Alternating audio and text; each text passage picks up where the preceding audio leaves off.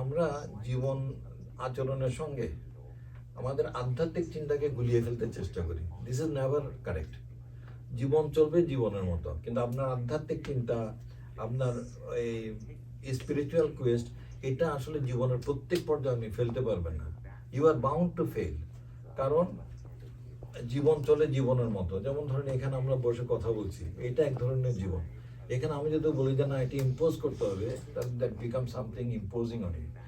Imposed জিনিস দিয়ে জীবন তুমি চালাইতে পারবে না। ফাল্গুন went by and came the month Chaitra. The golden cuckoo cooed on trees to and fro. With the color of fire, the seasonal paddy ripened. In the middle of the night, not the child awakened. The flute was beside his head, he picked it up by hand, blew a tune into the flute for Mohua to land. শ্রাবণের মেঘগুলো জড়ালো আকাশে, ওরে নামবে বুঝি Shrabani ছড়ায়ে। Hello viewers, welcome to my channel Johra's Lifestyle in Canada. Professor doctor Mohitul Alam, জন্ম 1952 সালের 13 December চট্টগ্রামে। তিনি চট্টগ্রাম বিশ্ববিদ্যালয়ে ইংরেজি বিভাগের সাবেক অধ্যাপক, জাতীয় কবি কাজী নজরুল ইসলাম বিশ্ববিদ্যালয়ের সাবেক উপাচার্য এবং চট্টগ্রামের প্রিমিয়ার বিশ্ববিদ্যালয়ের বর্তমানে কলা অনুষদের ডিন। তিনি মূলত শেক্সপিয়ার গবেষক এবং সম্প্রতি শেক্সপিয়ারের ওপর ইউপিএল। ঢাকা থেকে তার ইংরেজি প্রবন্ধ গ্রন্থ the star to every wandering bark প্রকাশিত হয়েছে। এর আগে তার আত্মজীবনী মাই লাইফ প্লাস মাইনাস এবং মহুয়া পালার ইংরেজি অনুবাদ বের হয়েছে। তিনি একজন সাহিত্য সমালোচক ও অনুবাদক। কথা সাহিত্যে বিশেষ অবদানের জন্য তিনি 2015 সালে চট্টগ্রাম সিটি কর্পোরেশন প্রবর্তিত 21শে সাহিত্য পুরস্কার লাভ করেন। কল্পকাহিনী, কবিতা এবং নন ফিকশন সহ 55টির বেশি বই লিখেছেন তিনি। সম্প্রতি বাংলাদেশ থেকে কানাডা সফরে এসেছেন প্রতিভাবান এই অধ্যাপক। বাংলা একাডেমি পুরস্কারপ্রাপ্ত মুক্তিযুদ্ধ গবেষক ও লেখক তাজুল মোহাম্মদের আয়োজনে ও সরগম মিউজিক একাডেমির ব্যবস্থাপনায় গত 30 জুলাই এই গুণীজনের সঙ্গে কানাডার মন্ট্রিয়েলের সুধীজনদের একটি সৌজন্য সান্ধ্য আলাপন অনুষ্ঠিত হয় সরগম মিউজিক একাডেমির প্রাঙ্গণে। তাজুল মোহাম্মদের সুনিপুণ সঞ্চালনায় জমে ওঠে সেদিনের সান্ধ্য আলাপন। অতিথিদের বক্তব্যে উঠে আসে বাংলাদেশের নিকট অতীত, বর্তমান ও ভবিষ্যতের কথা। কি কোনো ভবিষ্যৎ আছে কি নাই, এই সব নিয়ে কিছু আলোচনা শুনবো, আর ওনারাও কিছু।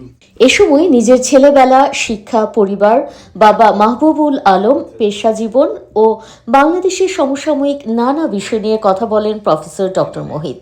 সেই সঙ্গে উপস্থিত অনেকের জীবন, ইতিহাস, রাজনীতি সংশ্লিষ্ট নানা প্রশ্নের জবাবও দেন তিনি।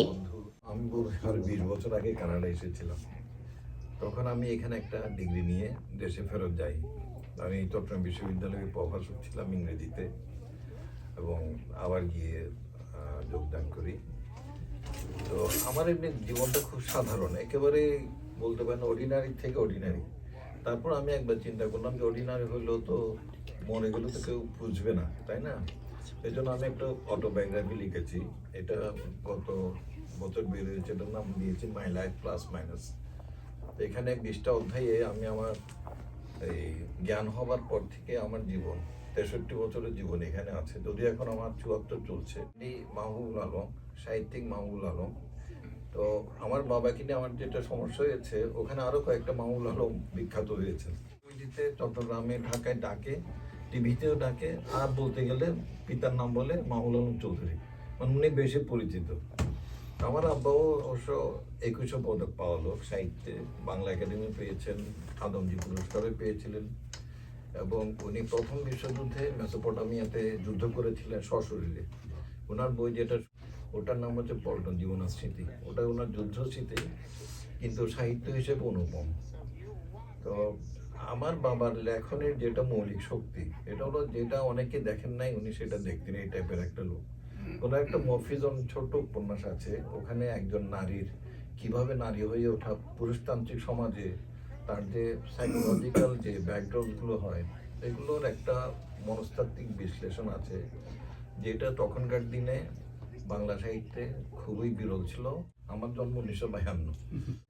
আমার বাবার আগের ঘরে 7 সন্তান ছিলেন, আমার মায়ের ঘরে আমার বড় মা মারা যাওয়ার পরে আমার মা 11 জন সন্তান জন্ম দিয়েছেন। আমরা সেই 11 জন, আমি সবচেয়ে ছোটর বড়টা।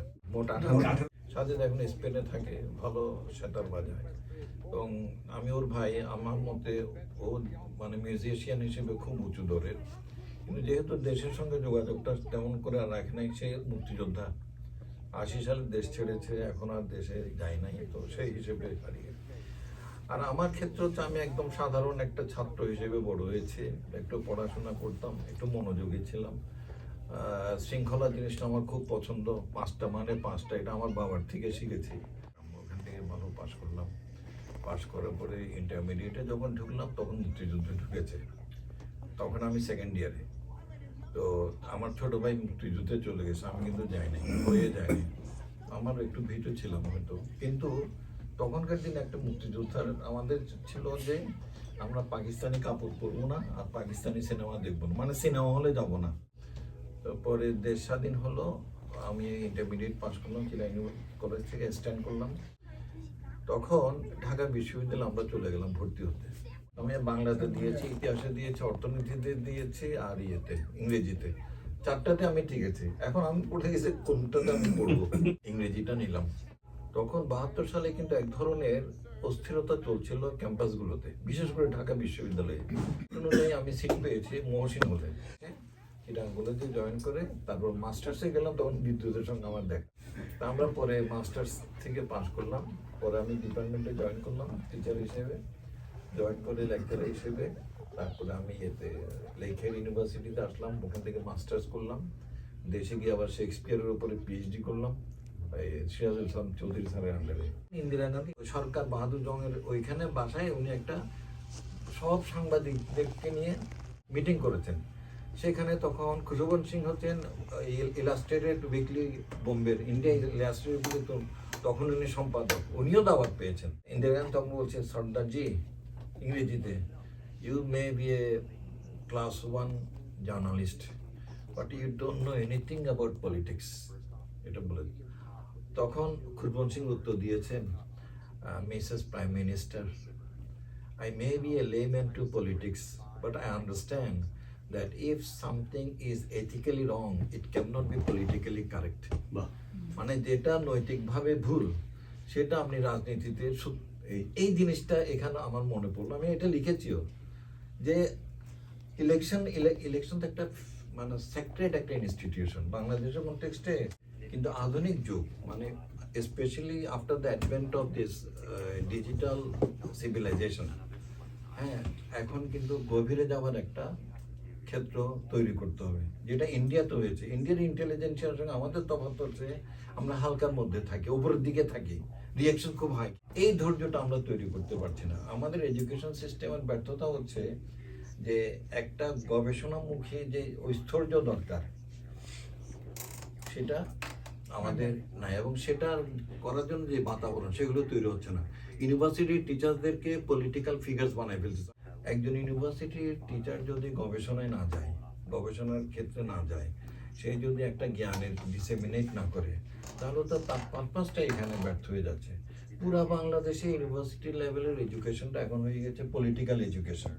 তো এটা দিয়ে তো আপনি দেশকে রক্ষা করতে পারবেন না। শেক্সপিয়ার আর রবীন্দ্রনাথের সাহিত্যের মধ্যে সুরগত পার্থক্য আছে। রবীন্দ্রনাথ খুব সমাজকে দেখেছেন, কাছে থেকে দেখেছেন, কিন্তু রবীন্দ্রনাথের কোয়েস্ট ছিল স্পিরিচুয়াল, মানে আমার সকল ধারা হোক না তোমাতে মিলে। রবীন্দ্রনাথের সমস্ত সময় উনি চেয়েছেন তার এই ব্যক্তিগত আত্মার সঙ্গে মহাত্মার একটা মিলন। এটা বৈদিক সভ্যতার একটা বিরাট ব্যাপার।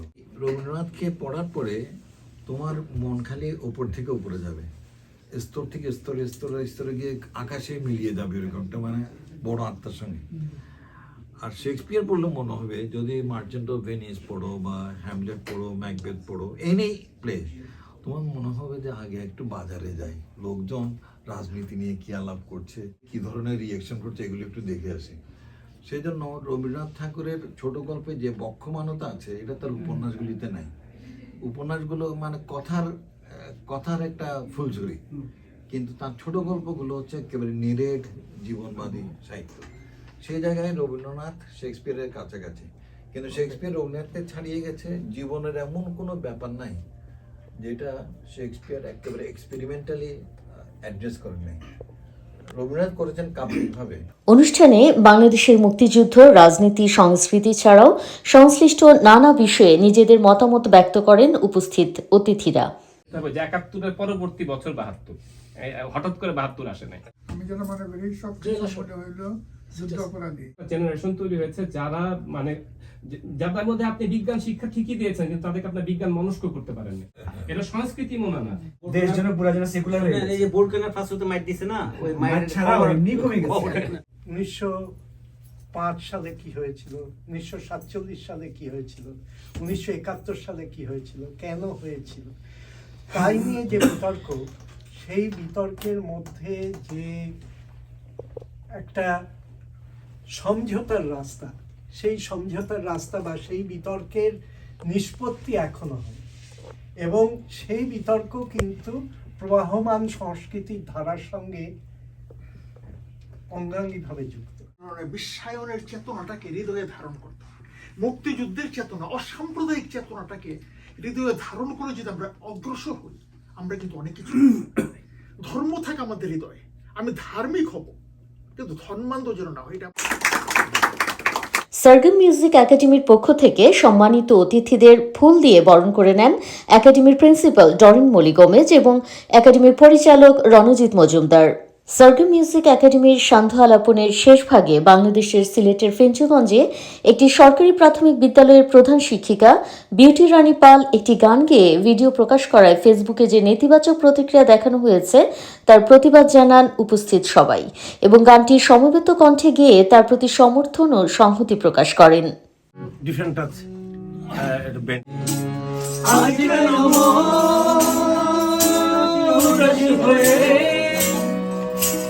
দূর জানায় যায় হারাতে, আজ কেন মন উদাসী হয়ে দূর জানায় যায় হারাতে। এছাড়া অনুষ্ঠানে গান পরিবেশন করেন সার্গাম মিউজিক একাডেমির প্রিন্সিপাল ডরিন মলি গোমেজ, একই প্রতিষ্ঠানের শিক্ষক জুয়েল আহমেদ এবং কিংবদন্তি বাউল শিল্পী ফকির শাহাবুদ্দিন। প্রধান অতিথি মহিতুল আলম নিজেও একটি গান গেয়ে শোনান। এতে মুগ্ধ হন দর্শক শ্রোতা।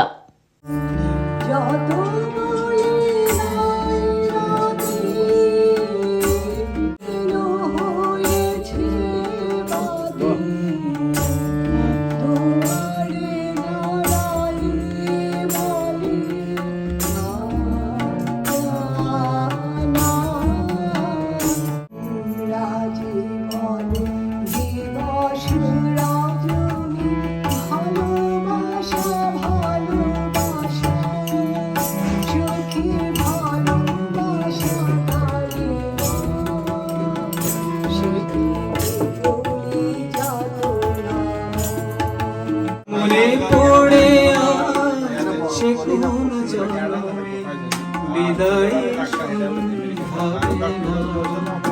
আমি দাঁড়াই রহি মুখে পড়ে, তুমি ওপারে ভাষার ভেলা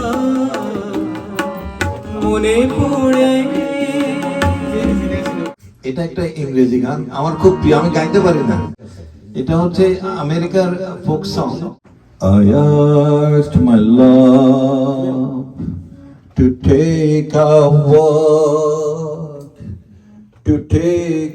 walk, just a little walk, down beside where the waters flow, down by the banks of the Ohio.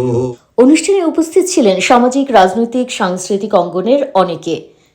উপস্থিত ছিলেন বীর মুক্তিযোদ্ধা ও পটুয়াখালী বিজ্ঞান ও প্রযুক্তি বিশ্ববিদ্যালয়ের সাবেক উপাচার্য প্রফেসর ডক্টর সৈয়দ সাখাওয়াত হোসেন, বীর মুক্তিযোদ্ধা দিলীপ কর্মকার, ইতিহাসবিদ অধ্যাপক ডক্টর শুভ বসু, অণুজীব বিজ্ঞানী ডক্টর শোয়েব সাইদ, আবহাওয়াবিদ ডক্টর সৈয়দ জাহিদ হোসেন, লেখক অধ্যাপক বিদ্যুৎ ভৌমিক, প্রফেসর লেখক ডক্টর শিশির ভট্টাচার্য, পরিবেশ বিজ্ঞানী ডক্টর সৌমিক ঘোষ, সাবেক school board commissioner Khokon Moniruzzaman, বিশিষ্ট ব্যবসায়ী মোহাম্মদ ইউনুস, সংস্কৃতি কর্মী সুশান্ত দাস, বাউল শিল্পী ফকির শাহাবুদ্দিন, চারু শিক্ষক চারু তুহিন, সঙ্গীত শিক্ষক জুয়েল আহমেদ, সাংবাদিক সাইদা জোহরা শাম্মী, সাংবাদিক কবি মীর লিয়াকত, স্থানীয় লিবারেল পার্টির নেতা ও স্বাস্থ্যমন্ত্রীর উপদেষ্টা মাইনুর সরকার, গিটার শিল্পী ইলিয়াস সালাবি, জুয়েল দেবনাথ, ইঞ্জিনিয়ার সহদেব কুমার, পলাশ সরকার, মুনস্টার রেস্টুরেন্টের স্বত্বাধিকারী মুন আক্তার এবং অতি অবশ্যই সার্গাম মিউজিক একাডেমির প্রিন্সিপাল ডরিন মলি গোমেজ ও পরিচালক রণজিৎ মজুমদার।